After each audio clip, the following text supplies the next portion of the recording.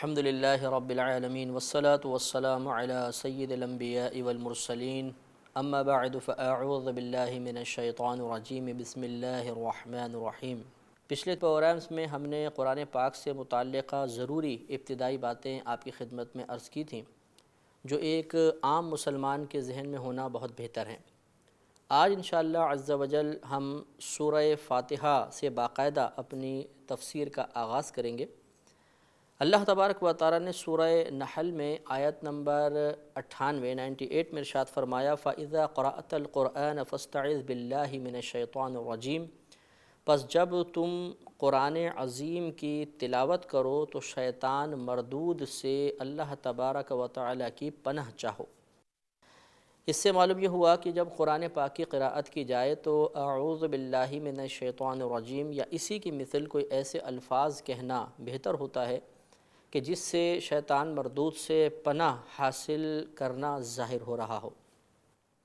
اور نبی کریم صلی اللہ علیہ وسلم ارشاد فرماتے ہیں، ابو داؤد کی روایت ہے کہ کل امر ذی بال لم یبدأ فیہ ببسم اللہ الرحمن الرحیم فہو اقطع، کہ ہر وہ ذی شان کام، عظیم الشان کام کہ جس میں پہلے بسم اللہ الرحمن الرحیم سے ابتدا نہ کی جائے وہ بے برکت رہ جاتا ہے۔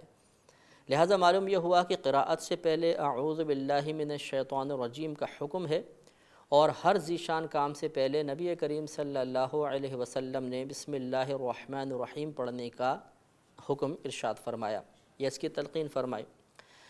لہٰذا اس سے پہلے کہ سورہ فاتحہ کے مضامین کے بارے میں بالتفصیل کلام کیا جائے، پہلے آپ کی خدمت میں اعوذ باللہ من الشیطان الرجیم اور بسم اللہ الرحمن الرحیم سے متعلق چند ضروری باتیں عرض کی جائیں گی۔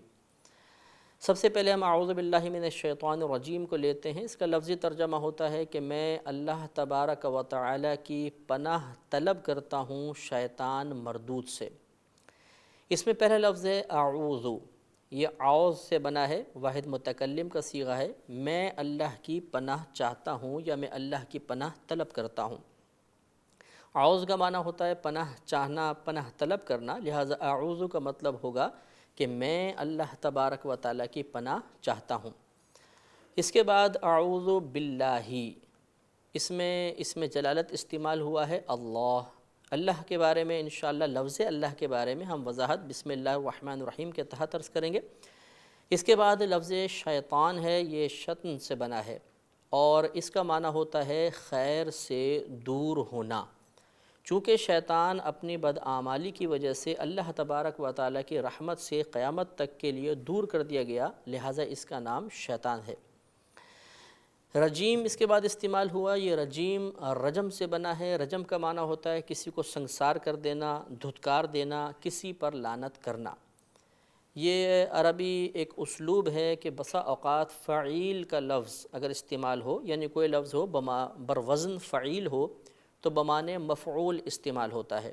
تو یہاں پر بھی رجیم بروزن فعیل ہے لیکن بمعنی مرجوم استعمال ہوا ہے، یعنی اس میں مفعول کے معنی میں، اور مرجوم کا معنی ہوگا جس کو سنگسار کیا گیا ہو، جس پر لعنت کی گئی ہو، جس کو دھتکار دیا گیا ہو۔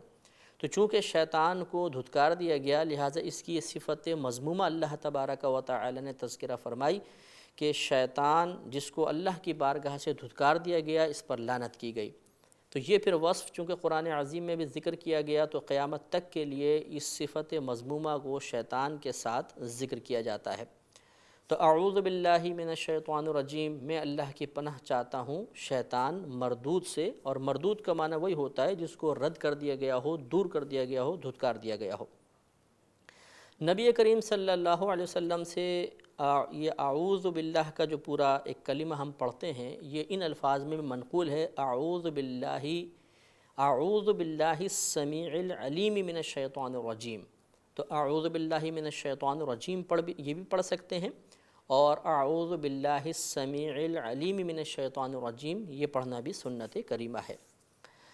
اب یہ اعوذ باللہ کس کس مقام پہ پڑھا جاتا ہے اور اس کی شرعی حیثیت کیا ہے؟ ایک ہم قراءت کا معاملہ لیتے ہیں کہ قراءت سے پہلے کا حکم، یہ بھی آپ کی خدمت میں سورہ نحل کی آیت عرض کی تھی کہ اللہ تبارک و تعالیٰ نے ارشاد فرمایا فَإِذَا قَرَأْتَ الْقُرْآنَ فَاسْتَعِذْ بِاللَّهِ مِنَ الشَّيْطَانِ الرَّجِيمِ، پس جب تم قرآن عظیم کی تلاوت کرو تو شیطان مردود سے اللہ تبارک و تعالیٰ کی پناہ چاہو۔ بعض فقہائے عظام نے اس آیت کریمہ سے استدلال کیا کہ قراءت قرآن سے پہلے اعوذ باللہ پڑھنا واجب ہے، کیونکہ اس میں فاستعذ کا لفظ آیا جو امر کا صیغہ ہے، اور امر یعنی اللہ کا حکم کسی شے کو واجب کرنے کے لیے آتا ہے، لہٰذا یہاں پہ اعوذ باللہ پڑھنا واجب ہوا۔ اس لیے وہ یہ کہتے ہیں کہ قراءت سے پہلے اعوذ باللہ پڑھنا یا کوئی بھی ایسا صیغہ استعمال کرنا جس سے شیطان کی پناہ طلب کی گئی ہو، یعنی شیطان مردود اللہ کی پناہ مانگی گئی ہو شیطان مردود سے، یہ واجب ہے۔ لیکن جمہور علماء کرام کا یہی قول ہے کہ اعوذ باللہ قراءت سے پہلے پڑھنا یا تو سنت ہے یا مستحب، کیونکہ نبی کریم صلی اللہ علیہ وسلم سے جہاں بکثرت قراءت سے پہلے اعوذ باللہ پڑھنا ثابت ہے، وہیں پر کثیر مرتبہ ایسا بھی ہوا کہ اعوذ باللہ پڑھنا ثابت نہیں ہے۔ لہٰذا اگر اس کا پڑھنا واجب ہوتا تو نبی کریم صلی اللہ علیہ وسلم کبھی بھی ترک نہ فرماتے۔ لہٰذا ان کا جواب یہ ہے کہ یہاں پر امر کا صیغہ بظاہر استعمال ہوا، لیکن ہمیشہ امر وجوب کے معنی میں استعمال نہیں ہوتا، کبھی کبھی مجازاً دوسرے معانی میں بھی استعمال ہو جاتا ہے، لہٰذا یہاں پر یہ امر استحباب کے معنی میں ہے، لہٰذا قراءت سے پہلے اعوذ باللہ پڑھنا مستحب ہے یا سنت کریمہ ہے۔ دوسرا اس کا محل ہوتا ہے وسوسہ شیطانی کو دور کرنے کے لیے۔ نبی کریم صلی اللہ علیہ وسلم نے بارہا صحابہ کرام کو اس کے تلقین ارشاد فرمائی کہ جب شیطان کوئی وسوسہ ڈالے تو اعوذ باللہ من الشیطان الرجیم پڑھو اور اپنی بائیں جانب 3 مرتبہ تھو تھو تھو کر دو، یعنی تھوکیں گے نہیں لیکن تھو تھو تھو کریں گے تو اس سے وسوسہ شیطانی دور ہو جاتا ہے۔ نماز میں بھی اعوذ باللہ پڑھی جاتی ہے، سب سے پہلے ثنا پڑھتے ہیں، ثنا کے بعد اعوذ باللہ من الشیطان الرجیم پڑھا جاتا ہے۔ اس میں بھی فقہا کا وہی اختلاف ہے کہ بعض نے اسی آیت کو بنیاد بنا کر اس سے استدلال کرتے ہوئے یہ ثابت کیا کہ تعوذ پڑھنا یہ واجب ہے، یعنی اعوذ باللہ پڑھنا واجب ہے، اور جمہور فقہا اور علماء اسلام اسی طرف ہیں کہ نماز میں بھی ثنا کے بعد اعوذ باللہ پڑھنا فقط سنت ہے یا مستحب ہے۔ لہذا اگر اعوذ باللہ ترک ہو گئی تو جو وجوب کے قائل ہیں وہ مطلب سجدہ سہو کا حکم دیں گے، اور جو وجوب کے قائل نہیں ہیں وہ اس پہ صرف ایک یعنی فضیلت ترک ہو گئی، ثواب میں کمی ہوئی، لیکن نہ تو نماز کو دہرانا پڑے گا نہ اس سے سجدہ سہو لازم ہوگا۔ اور یہاں پہ بھی میں نے ایک لفظ آپ کو ذکر کیا، یہ ہمارے عوام خاص طور پہ پڑھنے میں ذرا غلطی میں مبتلا ہو جاتی ہے۔ صحیح لفظ ہے تعوذ، تفعل کے وزن پر۔ ہمارے بعض بھائی پڑھتے ہیں تعوذ و تسمیہ، تعوذ کہہ دیتے ہیں اس کو، وہ کیونکہ اعراب نہیں ہوتے تو تلفظ صحیح ذہن کے اندر ہوتا نہیں ہے تو تعوذ اس کو پڑھتے ہیں، صحیح لفظ ہے تعوذ۔ اور اسی طرح بسم اللہ کے لیے تسمیہ کا لفظ استعمال ہوتا ہے، تو یہ کہا جاتا ہے تعوذ و تسمیہ، یعنی اعوذ باللہ من الشیطان الرجیم اور بسم اللہ الرحمن الرحیم۔ اس کے بعد بسم اللہ الرحمن الرحیم ہے، ہر ذی شان کام سے پہلے نبی کریم صلی اللہ علیہ وسلم نے حصول برکت کے لیے بسم اللہ پڑھنے کی تلقین ارشاد فرمائی ہے۔ اس کا معنی ہوتا ہے میں اللہ کے نام سے شروع کرتا ہوں جو بہت مہربان نہایت رحم والا ہے۔ اس کے مفردات کی ذرا وضاحت ہو جائے، اس کے حروف کی، الفاظ کی۔ سب سے پہلے ہے اس میں با۔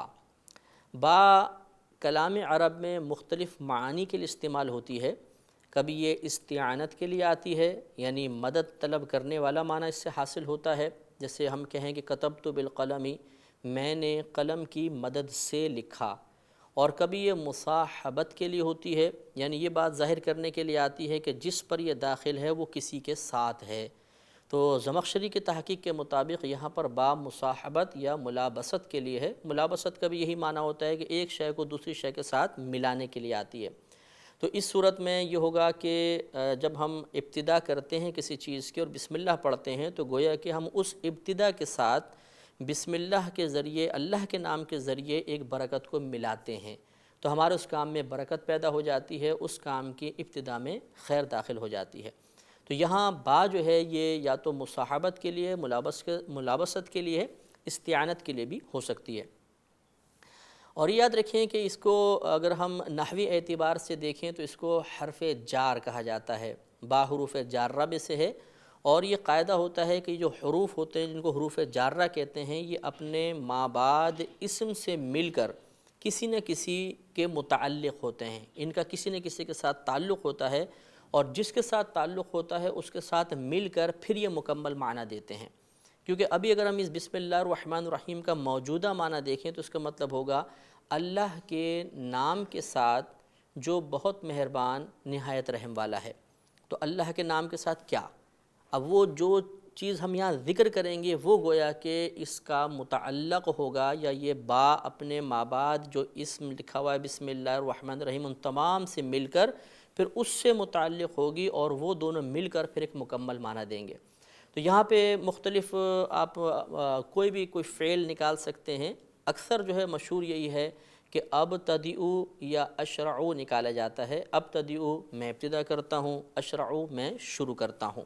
تو اب اس کو ملا کر اور پھر یہ پوری بسم اللہ الرحمن الرحیم کا معنی ان دونوں کو ہم ملاتے ہیں اور ایک مکمل معنی حاصل ہو جاتا ہے، اور ہم ترجمہ یوں کر دیتے ہیں کہ اللہ کے نام سے میں شروع کرتا ہوں جو بہت مہربان نہایت رحم والا ہے، یا میں اللہ کے نام سے میں ابتدا کرتا ہوں جو بہت مہربان نہایت رحم والا ہے۔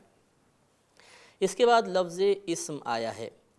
یاد رکھیے کہ اسم اس شے کو کہتے ہیں جو کسی دوسری شے کو بلند کر دے، اور اس طرح بلند کر دے کہ وہ دوسری شے بالکل واضح اور ظاہر ہو جائے۔ اس لیے ہمارے نام کو بھی بسا اوقات اسم کہا جاتا ہے کہ بھئی آپ کا اسم کیا، اسم گرامی کیا ہے، کیونکہ جب ہمارا نام بتایا جاتا ہے تو ہماری شخصیت واضح ہو جاتی ہے۔ اگر ہم موجود نہیں ہیں، کوئی ہماری غیر موجودگی میں کسی کو ہمارا نام بتاتا ہے تو فوراً اس کے ذہن میں ہمارا تصور آ جاتا ہے اور ہماری شخصیت اس کے سامنے واضح ہو جاتی ہے۔ اس لیے اسم کو اسم کہا جاتا ہے کہ یہ جس بھی چیز پر بولا جاتا ہے اس کو واضح کر دیتا ہے، اور جس کو یہ واضح کرتا ہے یعنی وہ شے جس کے لیے آپ نے اس اسم کو بنایا ہے یا اس کا یہ نام رکھا ہے اسے مسمّی کہتے ہیں۔ تو یہ بسا اوقات اخبارات وغیرہ میں لکھا ہوتا ہے، ہم اس کو پڑھتے ہیں مسمی، تو یہ مسمی لفظ نہیں ہوتا بلکہ مسمّی ہوتا ہے، یعنی جس کا وہ نام رکھا گیا، تو یہ مسمّی لفظ ہے، یہ بھی ذہن میں رکھیے۔ اس کے بعد ہے اللہ، یہ اسم جلالت ہے، اللہ تبارک و تعالیٰ کا خصوصی ذاتی نام ہے، اور جو ذاتی نام ہوتا ہے اس کو علم کہتے ہیں۔ جیسے ہمارے بھی نام ہوتے ہیں ہم ان کو علم کہیں گے، شرعی اصطلاح میں یا نحو کی اصطلاح میں اس کو علم کہا جاتا ہے۔ تو یہ اللہ تبارک و تعالیٰ کا خصوصی نام ہے، یہ اسم ذات کہلاتا ہے، یعنی خاص طور پر اس میں ذاتی معنی ہے، کوئی وصفی معنی نہیں ہے۔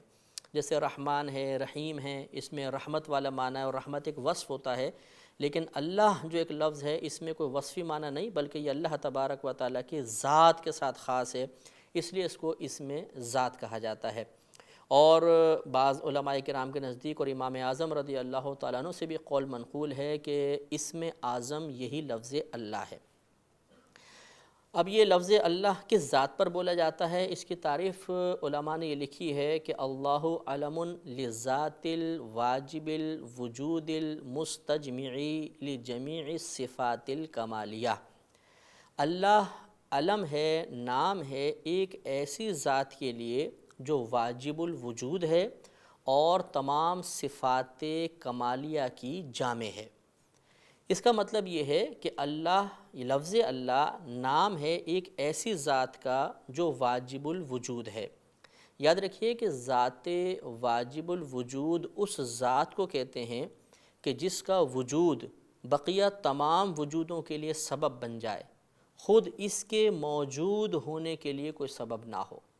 جیسے اللہ تبارک و تعالیٰ کی ذات کریمہ ہے کہ اللہ تعالیٰ کی ذات پاک سے پوری کائنات ہے، اللہ تبارک و تعالیٰ کسی اور کی وجہ سے نہیں ہے، تو اللہ کے موجود ہونے کا کوئی دوسرا سبب نہیں ہے، لیکن اس پوری کائنات کو پیدا کرنے کا سبب اللہ تبارک و تعالیٰ ہے۔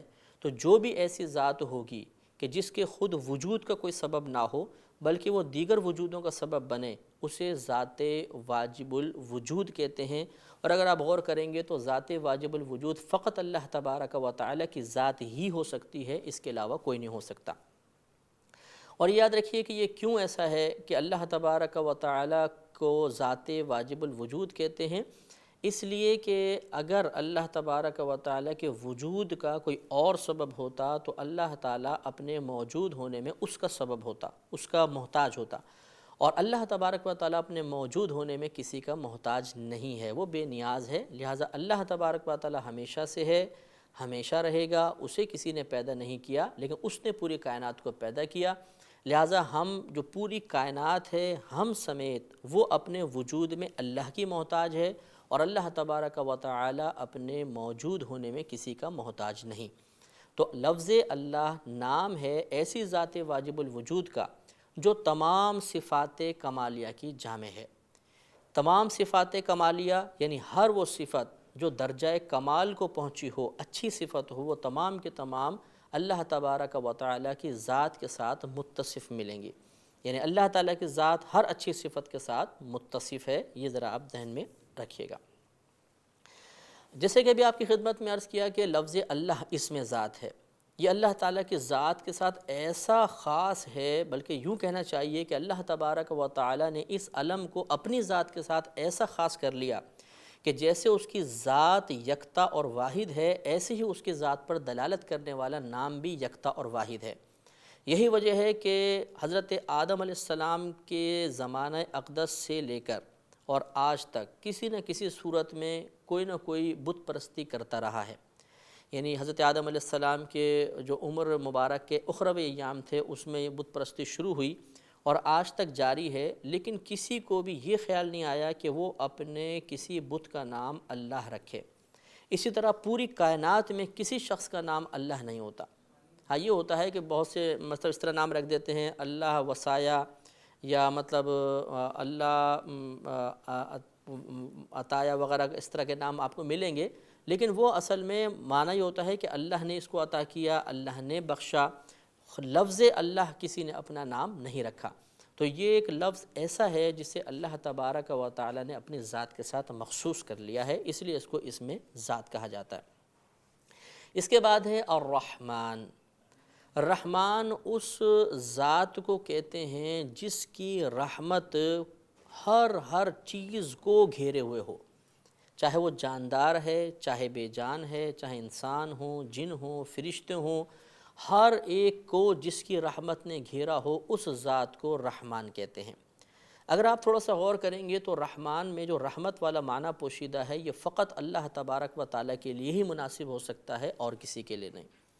ہمارے نبی کریم صلی اللہ علیہ وسلم اگرچہ رحمت للعالمین ہیں، لیکن آپ کی اس رحمت نے اللہ تبارک و تعالیٰ کی رحمت کے مثل ہر شے کا احاطہ نہیں کیا ہوا، لہٰذا رحمان کا براہ راست اطلاق نبی کریم صلی اللہ علیہ وسلم کی ذات کے لیے بھی نہیں ہو سکتا۔ تو جب ہمارے نبی کریم صلی اللہ علیہ وسلم کے لیے اس لفظ کو استعمال براہ راست نہیں کر سکتے تو پھر آپ کے علاوہ تو کسی کے لیے بھی نہیں کر سکتے ہیں، کیونکہ جتنی صفات، جتنی اچھی خوبیاں اللہ تبارک و تعالیٰ نے اپنے حبیب کریم صلی اللہ علیہ وسلم کو عطا فرمائیں دوسری کسی مخلوق کو عطا نہیں فرمائی ہیں۔ لہٰذا یہی وجہ ہے کہ رحمان فقط اللہ کو کہہ سکتے ہیں، کسی غیر اللہ پر رحمان کا اطلاق کرنا، کسی کو براہ راست رحمان کہنا، اس کو فقہائے اسلام نے منع فرمایا ہے۔ یہی وجہ ہے کہ فرمایا کہ کسی کا نام الرحمن نہ رکھیں بلکہ عبد الرحمن رکھیں۔ اور اسی طرح ہمیں پکارنے میں بھی احتیاط کرنی چاہیے۔ بعض اوقات کسی کا نام ہوتا ہے عبد الرحمن، ہم کہتے ہیں رحمان بھائی، اس طرح نہیں کہنا چاہیے بلکہ ہمیں عبد الرحمن کہنا چاہیے، یعنی رحمان کا بندہ۔ دوسرا آگے لفظ ہے صفت جو ذکر کی گئی رحیم۔ رحیم اس ذات کو کہتے ہیں کہ جس کی رحمت بہت وسیع ہو، وسیع رحمت والے کو رحیم کہتے ہیں، لیکن اس رحیم والے معنی میں جو رحمت کا معنی پوشیدہ ہے وہ رحمان میں رحمت والے معنی سے کم ہے۔ یہی وجہ ہے کہ رحمان کا اطلاق اللہ تبارک و تعالیٰ کے علاوہ کسی کے لیے نہیں ہو سکتا، لیکن رحیم لفظ کا استعمال اللہ کے علاوہ کسی کے لیے ہو سکتا ہے۔ لہٰذا اگر آپ کسی کا نام رحیم براہ راست رکھنا چاہیں تو رکھ سکتے ہیں، عبد الرحیم رکھنا ضروری نہیں ہوتا۔ اور اس کی دلیل یہ ہے کہ سورہ حج آیت نمبر 65 میں دیکھیں اللہ تعالیٰ نے اپنے لیے رحیم کا لفظ استعمال فرمایا، ان اللہ بالناس لرؤوف الرحیم، کہ بے شک اللہ تبارک و تعالیٰ انسانوں کے ساتھ، بندوں کے ساتھ بہت مہربان، نہایت رحم والا ہے۔ اور پھر نبی کریم صلی اللہ علیہ وسلم کے لیے بھی یہی لفظ استعمال فرمایا، لقد جاءکم رسول من انفسکم عزیز علیہ ما عنتم حریص علیکم بالمؤمنین رؤوف الرحیم، کہ بے شک تمہارے پاس آیا ایک رسول تمہیں میں سے جس پر تمہارا مشقت میں پڑنا بہت گراں گزرتا ہے، اور وہ بھلائی کے معاملے میں بھلائی چاہنے میں تمہارے لیے بے حد حریص ہے اور مومنوں پر بہت مہربان اور نہایت رحم فرمانے والے ہیں۔